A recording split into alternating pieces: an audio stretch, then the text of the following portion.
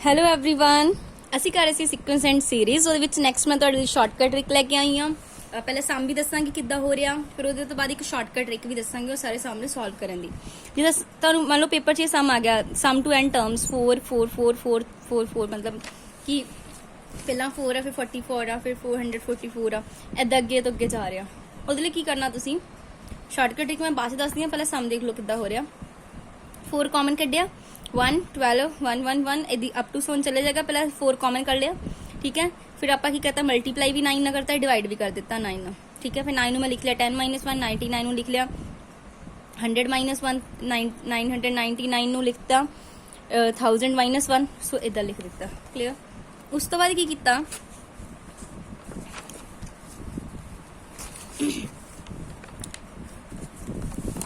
4/9 इदी सी 10 वाले एक साइड लिख ले, -1 वाले दूसरी साइड लिख लिया।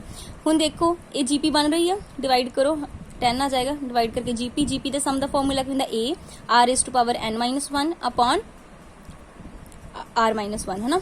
यही हुंदा फॉर्मूला साडे को। r किदां हुंदा, दोनों डिवाइड करके आ गया 10, a फर्स्ट टर्म वो भी 10, a r⁻n-1 अपॉन r-1 ते 1 दा अप टू सोन n टर्म तक जोड़ कितना बन जाएगा, n ही बन जाएगा। सो 10 -1 कितना आ जाएगा 9, 9 बार 9 ਨਾਲ ਮਲਟੀਪਲਾਈ ਕੀਤਾ 81। ਸੋ ਇੱਥੋਂ ਸਾਡੇ ਕੋਲ ਕੀ ਬਚਿਆ 10⁻n ਮਾਈਨਸ ਇਹ ਦੇਖੋ ਇਹ 10 ਜੇ ਅੰਦਰ ਲੈ ਜਾਓਗੇ ਬੇਸਿਸ ਸੀਮਾ ਪਾਵਰ ਐਡ ਹੋ ਜਾਣਗੀਆਂ। 10 ਨੂੰ ਜੋ 10 ਦੀ ਪਾਵਰ n ਨਾਲ ਮਲਟੀਪਲਾਈ ਕਰੋਗੇ n+1 ਬਣ ਜਾਏਗਾ, ਤੇ 10 ਨੂੰ -10 ਨਾਲ ਕਰੋਗੇ -10 ਆ ਜਾਏਗਾ, ਤੇ ਜਿਹੜਾ -9 से करके इधर मल्टीप्लाई करोगे -9n आ जाएगा। सो ਇਹ ਵਾਲਾ ਆਨਸਰ ਆ ਗਿਆ ਸਾਡੇ ਕੋਲ। ਹੁਣ ਦੇਖੋ ਹੁਣ ਜੇ ਮੈਂ ਤੁਹਾਡੀ ਟ੍ਰਿਕ ਦੱਸਾਂ, ਤੁਹਾਨੂੰ ਇਹਦੀ ਟ੍ਰਿਕ ਕੀ ਆ, ਇਦਾਂ ਦੇ ਸਮਝ ਕੀ ਹੋਏਗਾ। ਫੋਰ ਐਗਜ਼ਾਮਪਲ ਇੱਥੇ ਕੁਛ ਵੀ ਆ ਗਿਆ 7 ਕੁਛ ਵੀ ਆ ਗਿਆ ਤੇ ਕਾਮਨ ਤਾਂ ਪਹਿਲਾਂ ਉਹੀ ਚੀਜ਼ ਨਿਕਲੇਗੀ ਬਾਹਰ। ਯਾਨੀ ਕਿ ਕਿਤੇ ਨਾ ਕਿਤੇ ਜਦੋਂ ਤੁਸੀਂ ਇਹਦੇ ਡਾਇਰੈਕਟ ਰਿਜ਼ਲਟ ਤੇ ਗਏ ਤਾਂ ਸਾਡੇ ਕੋਲ ਜੇ ਇੱਥੇ 4 4 4 ਸੀਗਾ ਤੇ ਇੱਥੇ ਸਾਡੇ ਕੋਲ ਕੀ ਆ ਗਿਆ 4/81। ਕੀ ਆ ਗਿਆ ਸਾਡੇ ਕੋਲ 4/81 ਤੇ ਵਿੱਚ ਕੀ ਰਿਹਾ 10⁻n+1 -10 -9। ਹੁਣ ਇਹਦੀ ਟ੍ਰਿਕ ਇਹੀ ਆ ਕਿ ਜੋ ਉਹਨਾਂ ਨੇ ਲਿਖਿਆ ਉਹ ਇੱਥੇ ਲਿਖਣਾ, ਬਾਕੀ ਇਹ ਚੀਜ਼ ਇੱਦਾਂ ਹੀ ਰਹੇਗੀ। ਹੁਣ ਹੀ ਮੈਂ ਤੁਹਾਨੂੰ ਦੱਸਦੀ, ਤੁਹਾਨੂੰ ਦੇਖਿਓ ਇਹ ਸਮ ਜਦੋਂ ਦੇਖੋਗੇ ਨਾ 2-4 ਤੁਹਾਨੂੰ ਹੋਰ ਕਲੈਰੀਫਾਈ ਹੋ ਜਾਏਗਾ। ਜਿਵੇਂ ਫੋਰ ਐਗਜ਼ਾਮਪਲ ਤੁਹਾਨੂੰ ਪੇਪਰ 'ਚ ਇਹ ਸਮ ਆ ਗਿਆ, ਹੁਣ ਉੱਥੇ ਤੁਸੀਂ ਕੱਢਣ ਨਹੀਂ ਪੈਣਾ, ਤੁਹਾਨੂੰ ਡਾਇਰੈਕਟ ਮੈਂ ਜਿਹੜੀ ਸ਼ਾਰਟਕਟ ਟ੍ਰਿਕ ਉਹੀ ਦੱਸਾਂਗੀ ਕੀ ਕਰਨਾ। ਜਿੱਦਾਂ ਹੁਣ 4 4 4 ਸੀਗਾ ਤੇ ਕੀ ਆਇਆ ਸੀ 4/81, ਫਿਰ ਬ੍ਰੈਕਟ 'ਚ ਕੀ ਸੀਗਾ 10⁻n+1 -10 -9n। ਸੇਮ ਦੇਖੋ ਹੁਣ ਇਹ ਕਿੰਨਾ ਸਮ ਹੈਗਾ 8 ਦਾ ਫਸਟ, 8 ਦੇ ਫਸਟ ਦਾ ਆਨਸਰ ਦੇਖੋ ਇੱਧਰ ਕੀ ਹੈਗਾ 5 ਸੀਗਾ 5/81 10⁻n+1 -10 -9n। ਕਲੀਅਰ। ਤੇ ਦੇ ਲਓ ਤੁਹਾਡੇ ਸਾਹਮਣੇ ਆਨਸਰ ਹੈਗਾ, ਇਹ ਤੁਹਾਨੂੰ ਕਲੀਅਰ ਹੋ ਗਿਆ। ਉਸ ਤੋਂ ਬਾਅਦ ਦੇਖੋ ਅਗਲਾ ਸਮ ਕੀ ਹੈਗਾ, ਇਹ ਤੁਸੀਂ ਖੁਦ ਪਹਿਲਾਂ ਲਗਾਓ, ਫਿਰ ਮੈਂ ਤੁਹਾਨੂੰ ਆਨਸਰ ਵੀ ਦਿਖਾ ਦਿੰਦੀ ਹਾਂ। 9 + 99 + 999 ਕਿੱਦਾਂ ਹੋਏਗਾ, ਇਹ ਸੇਮ ਉਹਨਾਂ ਵਾਂਗ ਹੀ ਹੋਏਗਾ ਸ਼ਾਰਟਕਟ ਟ੍ਰਿਕ ਨਾਲ। ਦੇਖ ਲਓ ਆਨਸਰ 9/81 9/81 ਕਰੋਗੇ ਤਾਂ 9 1 ਦਾ 1 9 9 ਦਾ 81 ਨਾਲ ਵਿੱਚ ਉਹੀ ਹੈ 10⁻n+1 -10 -9n 10⁻n+1 -10 -9n। Next question ਇਹਦੇ ਵਿੱਚ ਹੈਗਾ 3 + 33 + 333। ਇਹਦਾ ਕੀ ਆ ਜਾਏਗਾ 3/81 फिर 10⁻n+1 -10 -9n। देख लो आंसर ਇਹਦਾ ਵੀ 3/81 10⁻n+1 -10 -9n। ਉਸ ਤੋਂ ਬਾਅਦ ਸੀਗਾ 7 + 7 + 7 7/81 10⁻n+1 -10 -9n। ਜਦੋਂ 8 + 88 + 888 ਇਦਾਂ ਆਏਗਾ, ਠੀਕ ਹੈ 8/81 10⁻n+1 -10 -9n। ਠੀਕ ਹੈ, ਯਾਨੀ ਉਹ ਤੁਹਾਨੂੰ ਆਨਸਰ ਵੀ ਦੇਵੇ, ਤੁਸੀਂ ਉਤੋਂ ਹੀ ਜੱਜ ਕਰ ਲੈਣਾ ਹੈ ਕਿ ਕਿਹੜੀ ਸਟੇਟਮੈਂਟ ਦਾ ਹੈ। ਠੀਕ ਹੈ, ਜਿੱਦਾਂ ਦੇਖੋ ਲਾਸਟ ਸੀਗਾ 8 + 88 + 88 888। ਸੋ ਇਹਦਾ ਕੀ ਆ ਜਾਏਗਾ 8/81 ਵਿੱਚ ਕੀ ਆਏਗਾ 10⁻n+1 -10 -9।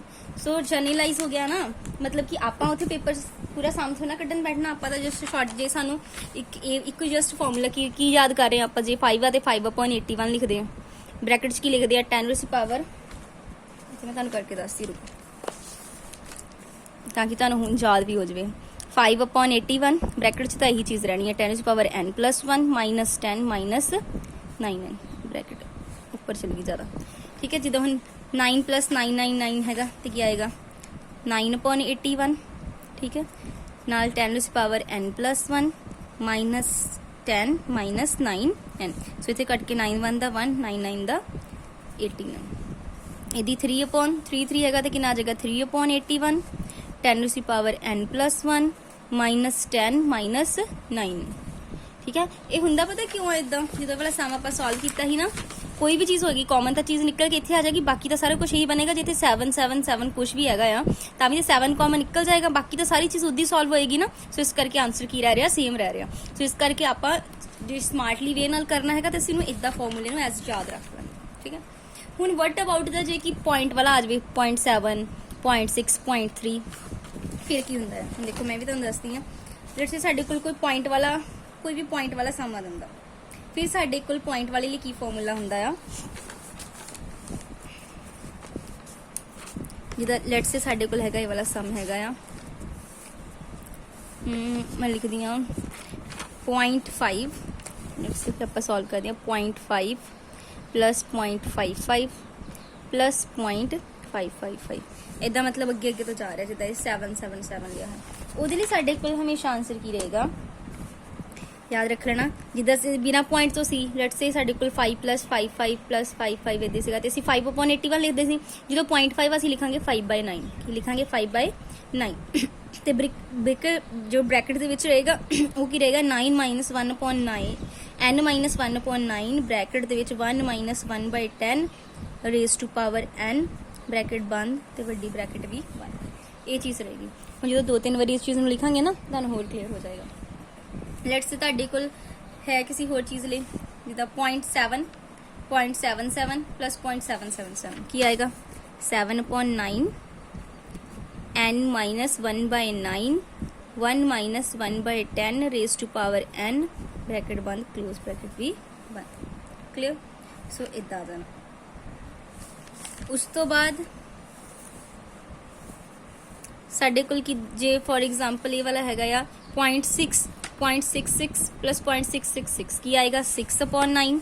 देखो ये वाला सम मैं तुहानूं आंसर की दिखा देनी है 6/9 n - 1/9 1 - 1/10 raise to power n bracket बंद फिर क्लोज ब्रैकेट भी पहले ये वाली ब्रैकेट है ठीक है, ये इत्थे बंद हो जाती है, फिर जी वड्डी ब्रैकेट हो गई बंद। सो ये कट के कितना जगह 3 ते कट हो जाएगा, 3 2 6 3 3 9 कितना गया 2/3, बाकी सारी चीज़ एज इट इज रही। मैं तुहानूं इहदा आंसर दिखानी है, देखो 9th का सैकेंड सम सीगा, देखो 9th का सैकेंड आंसर